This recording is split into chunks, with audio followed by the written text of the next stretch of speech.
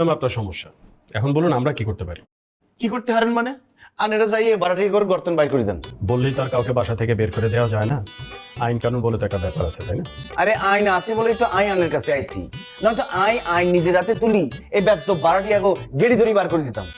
খালি মাইয়া মানুষ দেখে পারতেছি না, আনেরা যাই বাইর করে দেন। দেখুন, আপনার এই সমস্যাটার জন্য আমাদের এখন কিছু করার নেই।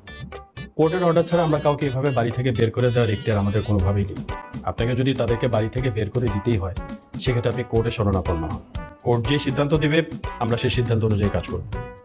তবে আপনাকে এটা মাথায় রাখতে হবে, কোর্টে কেস করার ক্ষেত্রে কখনো কখনো মামলাটা বছরখানেক বা তার চেয়েতেও বেশি সময় লেগে যেতে পারে। কি বললেন এটা? মামলায় 1 বছর জুরি থাকলে আয় তো নিজের গলায় নিজে হাঁস দিয়ে ঝুলি পড়ুন। আয় তো বাইনা লইছি অনকে আই জিন্দেগিতে খেতি করে বাসাতন বাইর করতে পারবো না। কেন পারবেন না? কেউ তো সারা জীবন বাড়ি দখল করে রাখতে পারবে না। আইন কানুন বলে তো কিছু আছে, তাই না? ওমা কনে কি কর, আনে নাই মাত্র বললেন যে আইন আদালত করলে 1 বছর ঝুলি থাকতে হইব। আপনি বরং এক কাজ করুন, তাদের সাথে কথা বলে তাদেরকে বুঝিয়ে বাড়ি থেকে বের করে দেন। আরে বহুত বুঝাইছি, বহুত সময় দিছি, এগুন বুঝার মানুষ নয়, এগুন মায়ের মানুষ, খালি মাইয়া মানুষ বলে পারতেছি না। তাহলে আমি বলবো আপনারা মামলায় যান। এই মুহূর্তে আমরা সরি। আনের দ্বারা হাঁটতেন নয়, আমি তাহলে খামা খাই ইয়ানে সময় নষ্ট করলাম কেন? আর ব্যবস্থায় নিজে করিও। আসি, আসসালামু আলাইকুম।